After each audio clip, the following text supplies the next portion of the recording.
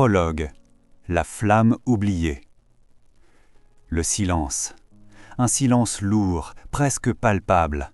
Un silence où l'on entendrait le battement discret d'un cœur fatigué, celui d'un homme, celui d'une femme, celui d'une génération entière qui a oublié comment brûler. Regarde autour de toi, des visages pressés, des pas mécaniques, des regards perdus dans des écrans qui avalent le temps. On travaille, on mange, on dort et on recommence. Mais quelque part, profondément enfouie sous la poussière des obligations, dort une flamme qu'on n'a jamais totalement éteinte. Elle attend le moment où tu oseras dire assez, le moment où tu comprendras que personne ne viendra te sauver, car la vérité c'est que personne ne le fera à ta place. Selon une étude de l'OCDE, plus de 68% des adultes européens déclarent ne plus ressentir de passion dans leur quotidien. 68%. Comme si la vie s'était vidée de sens, lentement, sans que personne ne s'en aperçoive.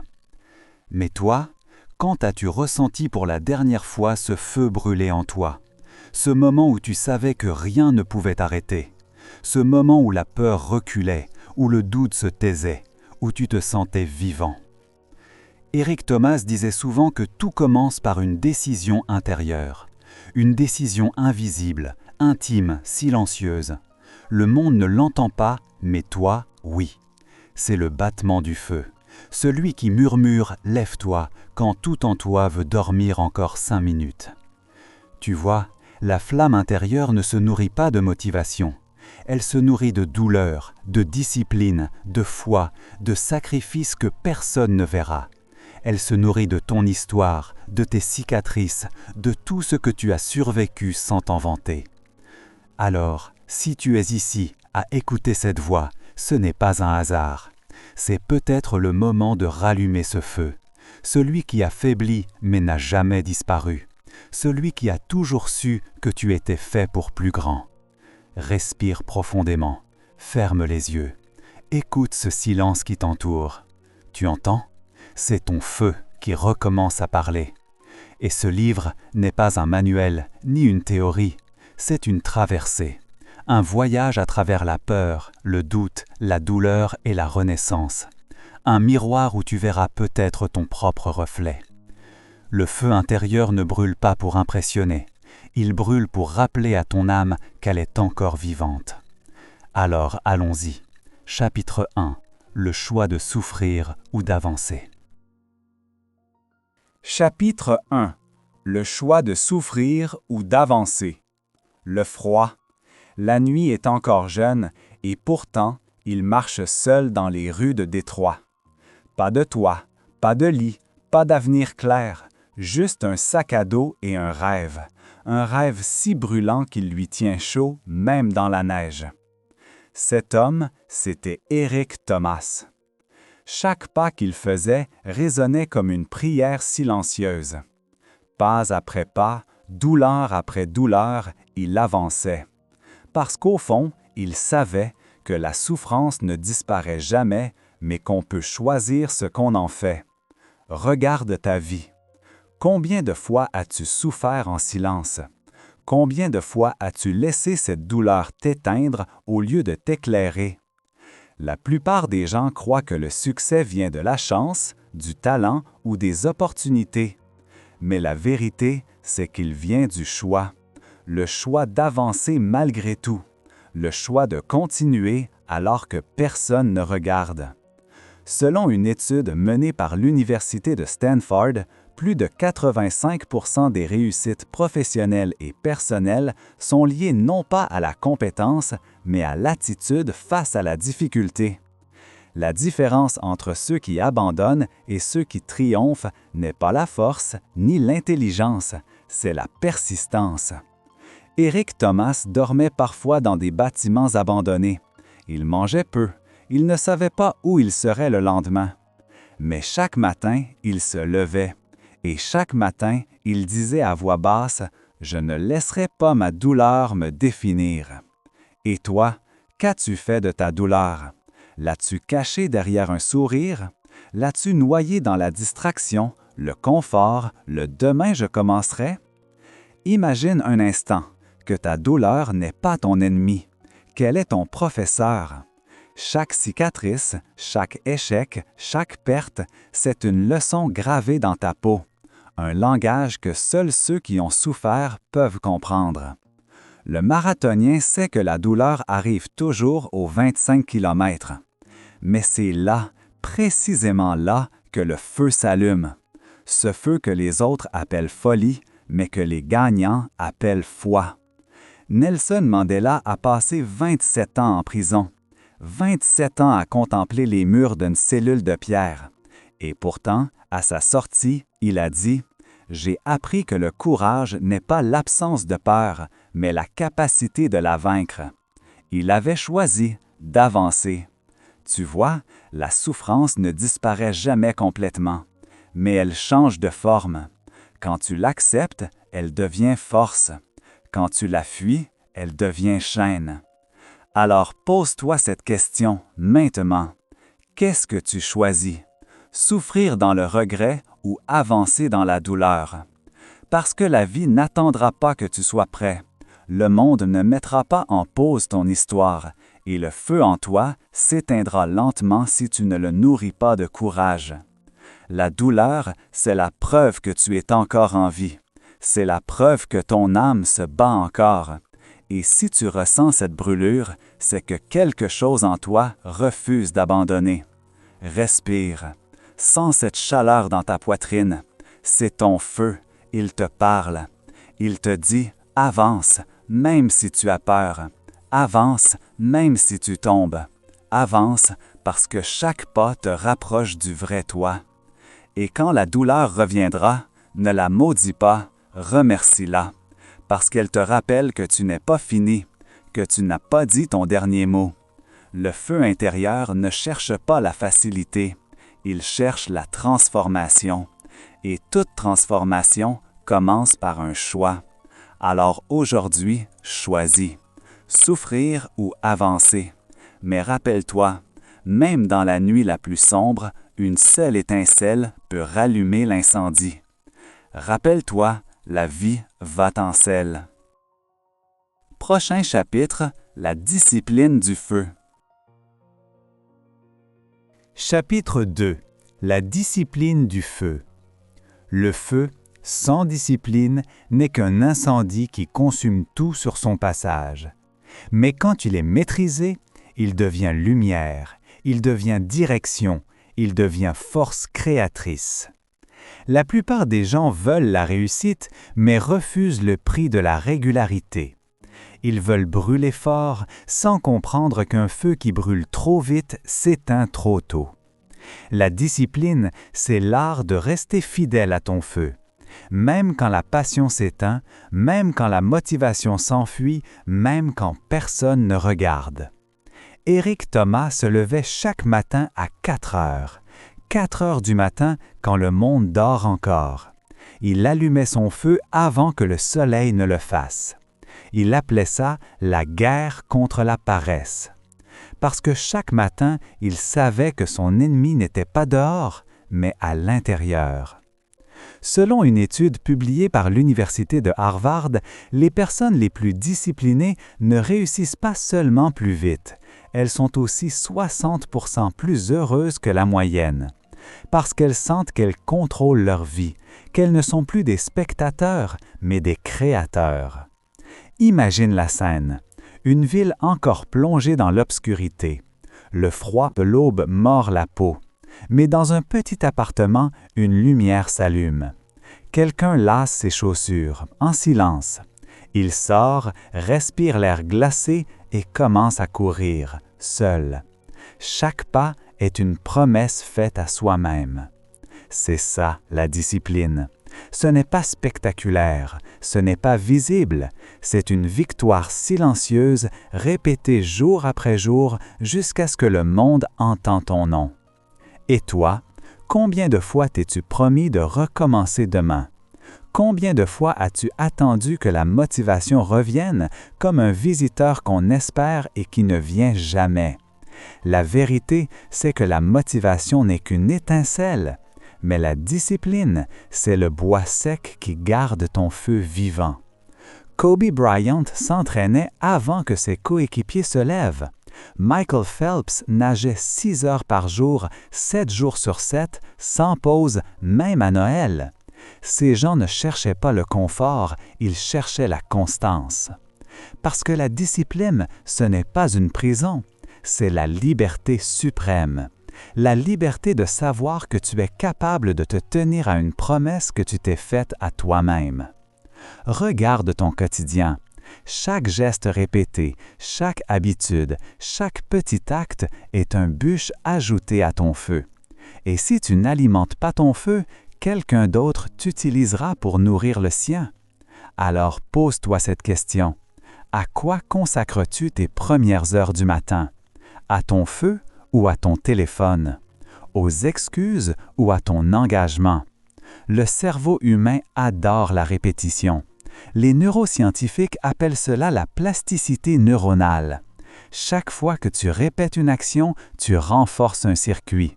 Tu deviens ce que tu répètes. Tu t'élèves ou tu t'enchaînes, selon ce que tu fais quand personne ne te voit. Éric Thomas disait souvent « Ce que tu fais dans le noir apparaîtra dans la lumière ». Et il avait raison, parce qu'un feu intérieur bien entretenu finit toujours par illuminer le monde. Alors demain matin, quand l'alarme sonnera et que ton corps criera encore 5 minutes, souviens-toi de ce chapitre. Souviens-toi que ton feu dépend de toi. Personne ne viendra le rallumer. Personne ne viendra te rappeler pourquoi tu as commencé. Ce n'est pas la fatigue qui est un rêve, c'est l'oubli de la discipline. Le feu intérieur brûle d'autant plus fort qu'il est protégé par la rigueur. C'est ce qui transforme un rêve en destin. Alors lève-toi demain et rallume ton feu. Encore et encore, jusqu'à ce qu'il devienne impossible à éteindre. Encore et encore, jusqu'à ce qu'il devienne impossible à éteindre. Prochain chapitre, la voix qui dit « Pas aujourd'hui ». Chapitre 3. La voix qui dit « Pas aujourd'hui ». Il y a cette voix, tu la connais, n'est-ce pas? Celle qui murmure doucement chaque matin juste avant que tu te lèves. « Pas aujourd'hui, repose-toi encore un peu, tu le feras demain ». Cette voix, c'est ton ennemi le plus proche. Elle ne crie pas, elle ne t'insulte pas. Elle te caresse doucement l'esprit jusqu'à ce que tu oublies que tu avais un rêve. Éric Thomas l'appelait le sabotage intérieur, le moment où ton esprit cherche à te protéger de l'effort alors qu'en réalité il t'enchaîne à la médiocrité. Des chercheurs de l'université de Yale ont découvert que le cerveau humain est programmé pour éviter la douleur à tout prix. Et la discipline, le changement, l'action sont perçus par le cerveau comme une menace. Voilà pourquoi il est si difficile de commencer et si facile d'abandonner. Imagine cette scène. Un jeune homme se tient devant le miroir. Il se promet qu'aujourd'hui, il va enfin changer. Faire du sport, chercher un emploi, apprendre une nouvelle langue. Il se regarde dans les yeux, il y croit. Mais 2 heures plus tard, il scrolle sur son téléphone, les yeux perdus, et se dit encore une fois « demain ». Et ce mot, ce simple mot, devient un poison lent qui détruit les rêves un jour après l'autre. Alors demande-toi, combien de fois as-tu dit « demain » ? Combien de fois as-tu enterré ton feu sous les cendres du confort ? La voix du « pas aujourd'hui » n'a pas besoin de force. Elle se nourrit de ton hésitation, de ta fatigue, de ton manque de foi en toi-même. Mais écoute-moi bien, ce n'est pas parce que tu l'entends que tu dois lui obéir. Ce n'est pas parce qu'elle est familière qu'elle est vraie. Chaque fois que tu choisis d'agir malgré elle, tu reprends un morceau de ton pouvoir. Chaque fois que tu te lèves alors que tu n'en as pas envie, tu la fais reculer. Les neuroscientifiques parlent de la récompense différée. Chaque fois que tu résistes à la tentation du moment pour poursuivre un objectif plus grand, ton cerveau se reprogramme. Tu changes ton identité petit à petit. Tu passes de victime à créateur. Et c'est là que la magie commence. Ce n'est pas dans les grandes décisions, non, c'est dans les petits choix répétés. Se lever, Lire 10 pages, dire non à la facilité, dire oui à ton feu. Éric Thomas répétait sans cesse « Tu veux le succès aussi fort que tu veux respirer ». Et cette phrase, elle n'était pas une métaphore, elle était un rappel brutal que le feu intérieur ne survit pas à la paresse. Quand ton esprit dit « pas aujourd'hui », réponds-lui maintenant. Pas demain, pas quand tout sera parfait, pas quand tu auras confiance. Maintenant.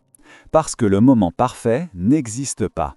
Et l'attente est une forme polie de la peur. Regarde autour de toi. Combien de vies sont en pause? Combien de talents sont restés dans le silence? Combien de feux se sont éteints avant même d'avoir brûlé vraiment? Et toi, veux-tu être une flamme ou une ombre? Veux-tu exister ou simplement durer? Ferme les yeux, respire profondément. Sens ce combat en toi, ce feu qui veut brûler et cette voix qui veut l'éteindre. Ce combat, tu ne le gagneras pas une fois pour toutes. Tu le gagneras chaque jour, chaque matin, chaque choix. Et si aujourd'hui, tu décidais enfin d'écouter la bonne voix, celle qui ne promet pas la facilité, mais la liberté, celle qui murmure doucement, fais-le, même si tu as peur. Parce que ce n'est pas la voix la plus forte qui gagne, c'est celle que tu écoutes le plus souvent. Prochain chapitre, l'obsession du pourquoi. Chapitre 4. L'obsession du pourquoi. Le feu sans direction finit toujours par s'éteindre, mais un feu nourri par un pourquoi devient inextinguible. Chaque grand changement, chaque révolution intérieure, chaque succès durable commence par une seule question.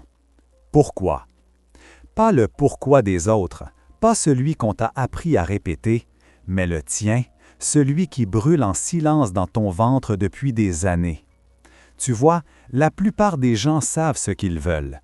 Une maison, un travail stable, un peu de bonheur, de sécurité. Mais très peu savent pourquoi ils le veulent. Et c'est pour cela qu'ils s'arrêtent au premier obstacle. Selon une étude menée par l'Université de Londres, les personnes capables d'exprimer clairement leurs raisons profondes d'agir sont 42% plus susceptibles d'atteindre leurs objectifs à long terme. Ce n'est pas la volonté qui les porte, c'est le sens. Viktor Frankl, survivant des camps de concentration nazis, écrivait que celui qui a un pourquoi peut supporter presque tous les comment. Ces mots, il ne les a pas écrits depuis un bureau confortable. Il les a gravés dans la souffrance, dans la faim, dans la peur. Et pourtant, il a vu la lumière là où d'autres voyaient la faim. Le pourquoi, c'est l'énergie du feu intérieur. C'est ce qui te fait te relever quand tout le monde reste à terre. C'est ce qui t'empêche de t'endormir sur une vie tiède. Regarde autour de toi. Combien de personnes vivent sans direction, en attendant un signe, une opportunité, un miracle? Mais le miracle, c'est le pourquoi. Parce qu'une fois que tu sais pourquoi tu te lèves, le comment finit toujours par apparaître. Elon Musk ne voulait pas juste créer une voiture, il voulait changer le monde. Oprah Winfrey ne voulait pas juste être célèbre, elle voulait offrir une voix à ceux qu'on n'écoutait pas. Simone Veil n'a pas choisi la politique pour le pouvoir. Elle l'a choisi pour la mémoire, pour que l'oubli ne gagne jamais. Et toi, quel est ton pourquoi? Pas celui que tu dis aux autres, celui que tu n'as jamais osé dire à voix haute, celui qui t'effraie un peu parce qu'il est trop grand, trop fou, trop vrai. Ferme les yeux un instant. Si l'argent, le regard des autres et la peur disparaissaient demain, que ferais-tu de ton feu? Laisse la réponse venir, doucement, parce qu'elle ne viendra pas de ta tête, mais de ton cœur. Les scientifiques appellent cela la cohérence émotionnelle. Quand tes actions sont alignées avec ton sens, ton cerveau libère des hormones de satisfaction profonde. La fatigue devient énergie, la peur devient excitation, le doute devient curiosité. Tu n'as plus besoin de te motiver. Ton feu devient autonome. Mais attention, ton pourquoi doit être réel. Pas un slogan, pas une phrase copiée dans un livre de développement personnel. Un cri brut, authentique. Celui qui te fait te lever même quand tout s'écroule. Eric Thomas disait « Quand tu découvres ton pourquoi, tu n'as plus besoin qu'on te pousse. Ton pourquoi te tire. » Et il avait raison, parce que quand ton feu est connecté à une cause plus grande que toi, rien ne peut l'éteindre. Alors, aujourd'hui, prends un moment pour écrire ton pourquoi. Sur une feuille, sur un mur, sur ton cœur, mais écris-le. Car un feu sans direction finit toujours par se perdre dans la nuit. Tu n'as pas besoin de savoir comment, tu dois seulement savoir pourquoi. Et quand ce pourquoi devient obsession, quand il devient ta raison de respirer, alors chaque matin devient une promesse, chaque douleur devient un pas, chaque obstacle devient un carburant. Et un jour, tu regarderas en arrière et tu comprendras que ton feu n'a jamais été contre toi. Il te guidait simplement vers ton pourquoi. Prochain chapitre, le combat contre le confort. Chapitre 5. Le combat contre le confort. Le confort, ce mot semble doux, apaisant, presque séduisant. Mais c'est lui le véritable ennemi du feu intérieur. Le confort t'endort lentement, sans douleur, sans bruit, sans violence. Il te murmure que tout va bien, que tu peux attendre, que tu as le temps. Et pendant que tu t'installes, il éteint la flamme qui brûlait en toi. Regarde autour de toi. Nous vivons dans l'époque la plus connectée, la plus sécurisée, la plus confortable de toute l'histoire humaine. Et pourtant, les taux de dépression, d'anxiété et de vide intérieur n'ont jamais été aussi élevés.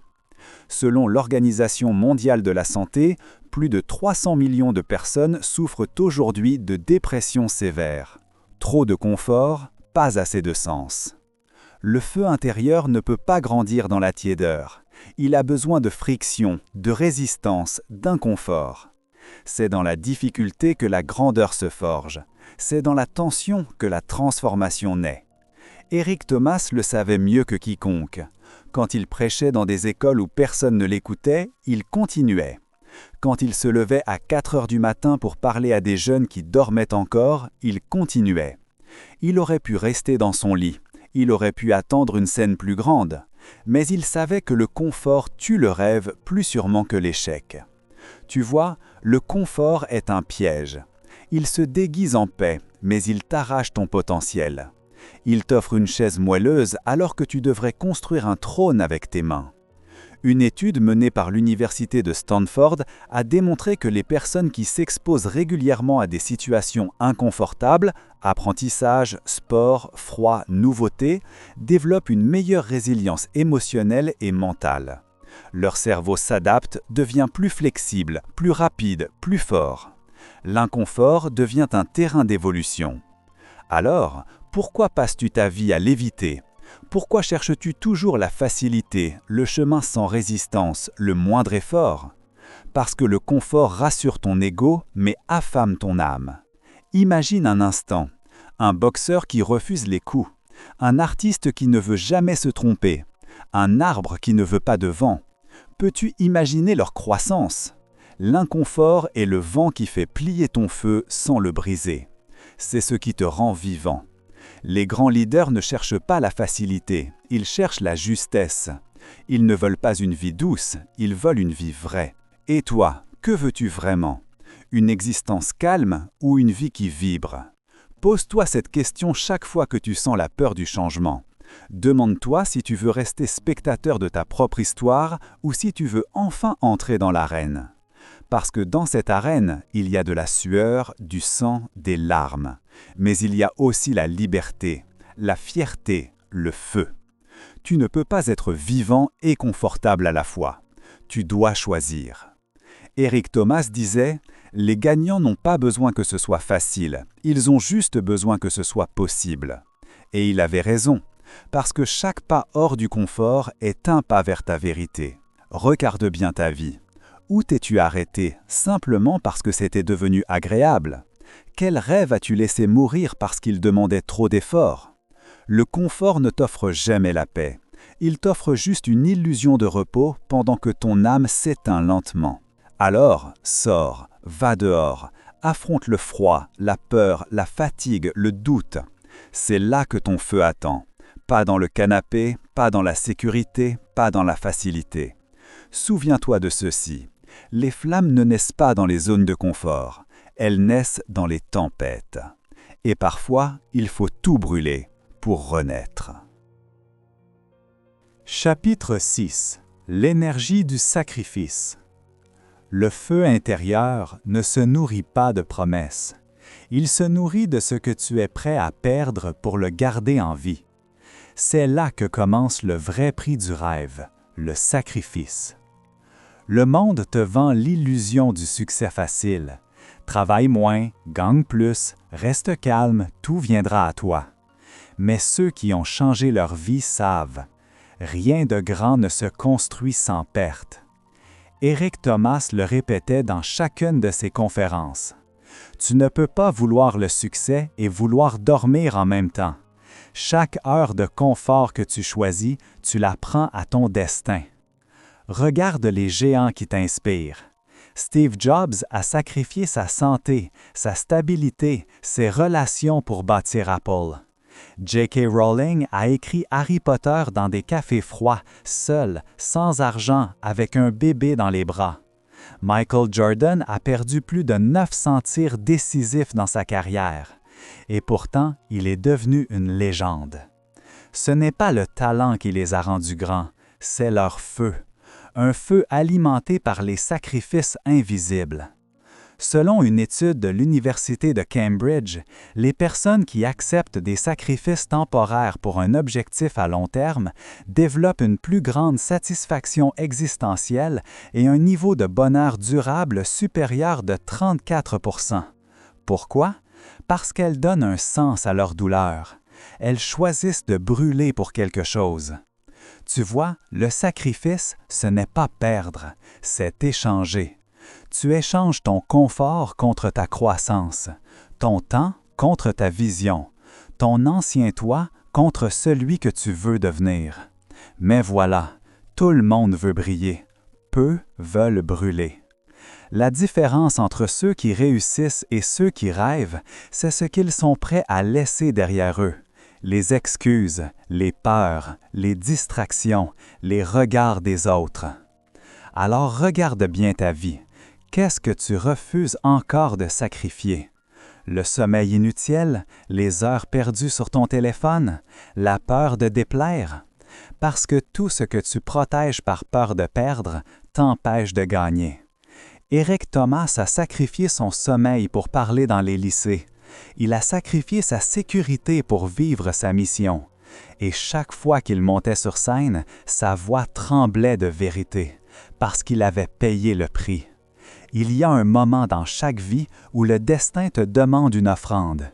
Il te regarde dans les yeux et te dit « Montre-moi ce que tu es prêt à abandonner. » Et toi, que donneras-tu? Tu vois, ce n'est pas le feu qui te détruit, c'est la peur de t'y approcher. Le sacrifice, c'est la preuve que tu crois en ton feu plus qu'en ton confort. Les neuroscientifiques expliquent que quand nous choisissons consciemment de retarder la gratification, notre cerveau libère plus de dopamine à long terme. Ce n'est pas la récompense immédiate qui nourrit la joie, c'est la fierté d'avoir tenu bon.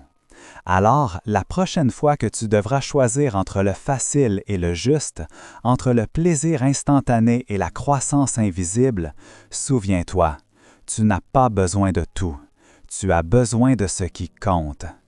Le feu intérieur ne demande pas des promesses, il demande des preuves, des actes, des sacrifices.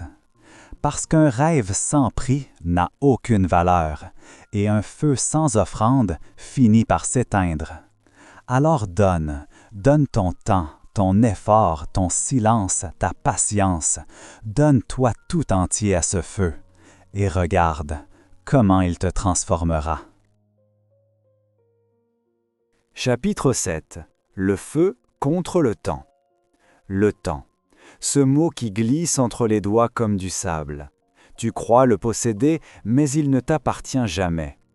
Chaque seconde qui passe est un grain brûlant qui tombe, et tu ne peux jamais le remonter. Le feu intérieur, lui, ne combat pas les autres, il combat le temps.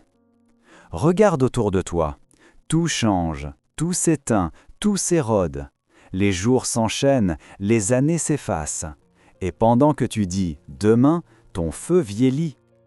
Selon une étude menée par l'Université d'Oxford, l'adulte moyen passe plus de 3 heures par jour sur des écrans sans objectif précis. 3 heures? C'est plus de 45 jours par an, presque une vie entière perdue à regarder celle des autres. Et pendant ce temps, ton feu attend. Le temps est le seul ennemi que tu ne peux pas vaincre, mais tu peux le dompter. Chaque minute devient une étincelle si tu choisis de la transformer en action. Mais si tu ne fais rien, elle devient cendre. Éric Thomas le disait souvent, « Tu veux plus de temps? Alors arrête de le gaspiller. Parce que ce que tu fais de ton temps révèle ce que tu fais de ta vie. » Imagine un sablier. Le sable tombe lentement, grain après grain, minute après minute. Tu ne sais pas combien il en reste, mais tu continues à croire que tu as le temps. Et un jour, il ne reste plus rien. Le feu intérieur n'attend pas le bon moment.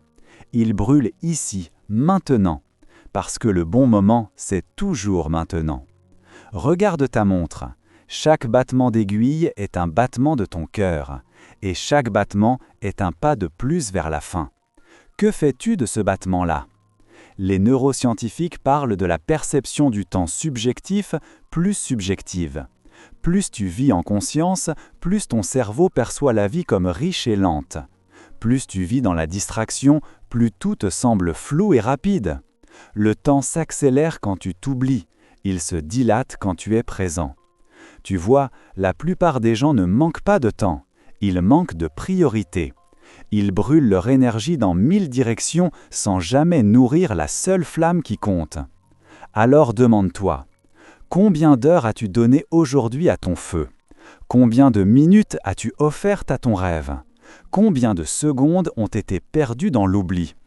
Parce que le temps, c'est le seul feu que tu ne peux pas rallumer. Quand il s'éteint, il t'emporte avec lui. Mais si tu l'utilises bien, si chaque jour devient un pas, une phrase, une action, alors le temps devient ton allié. Il forge ton feu au lieu de le consumer. Les Romains disaient « tempus fugit », le temps fuit. Mais toi, ne le laisse pas s'enfuir sans laisser une trace derrière toi. Fais de chaque journée une offrande, de chaque minute un battement sacré, de chaque heure une preuve que tu as vécu. Parce que la vérité, c'est que personne ne sait combien de sable reste dans son sablier. Mais chacun peut décider ce qu'il fera avec ce qui tombe encore.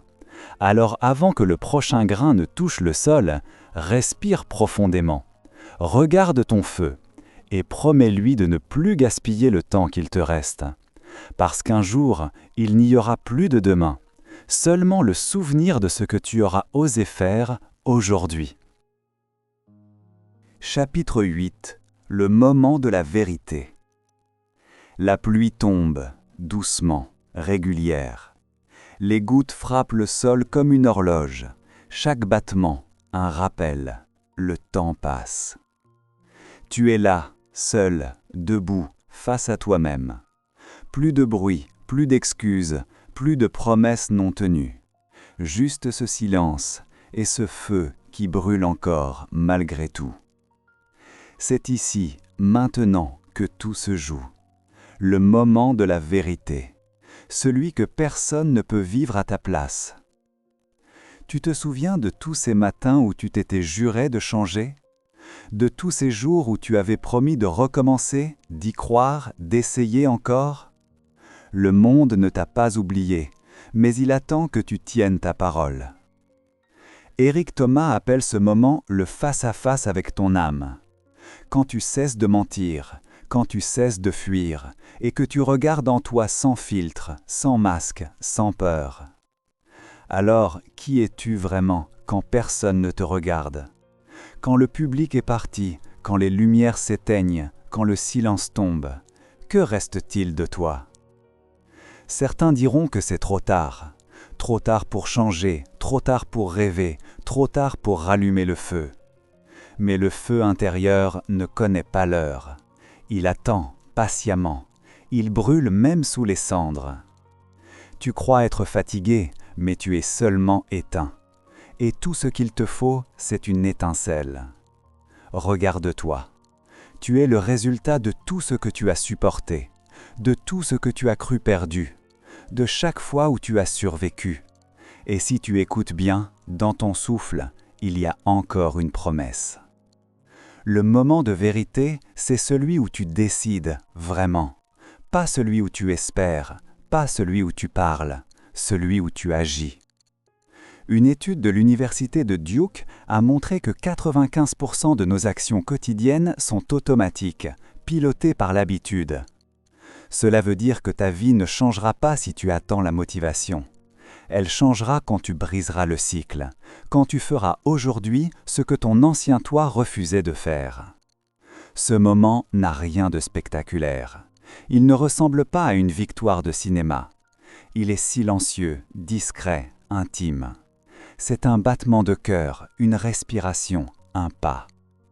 Imagine, il pleut encore, tu respires, tu fais un pas, puis un autre, et à chaque pas, tu te libères un peu plus.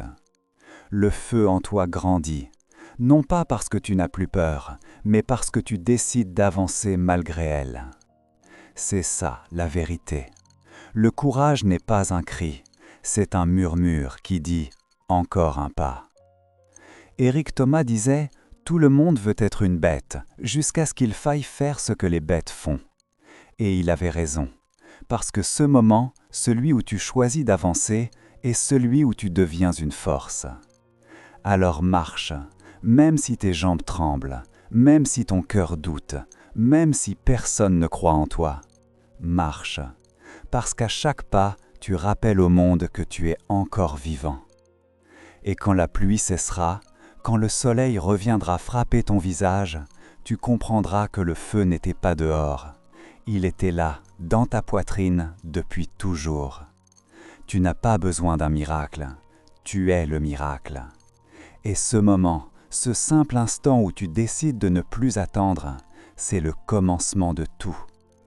Le moment de la vérité, ce n'est pas quand tu réussis, c'est quand tu refuses d'abandonner. Épilogue. Le feu ne meurt jamais. Le silence revient. Mais cette fois, il n'est plus vide. Il est habité. Il y a quelque chose dans l'air, une chaleur, une présence. Ce n'est pas la fin de l'histoire, c'est le début de ton feu. Tu as marché à travers la douleur, la discipline, le doute, le sacrifice et le temps. Tu as vu ce qu'il y avait derrière le miroir, et tu as compris que le feu intérieur n'est pas là pour t'effrayer. Il est là pour te rappeler qui tu es. Les anciens peuples d'Amérique disaient que chaque être humain naît avec une flamme sacrée dans le cœur. Cette flamme peut être étouffée, cachée, affaiblie, mais jamais éteinte. Même après les tempêtes, même après les années, même après les chutes. Elle reste là, patiente, fidèle, prête à brûler de nouveau. Les scientifiques parlent aujourd'hui de neuroplasticité, la capacité du cerveau à se reconstruire, à créer de nouveaux chemins même après des décennies. Ce que cela signifie, c'est simple.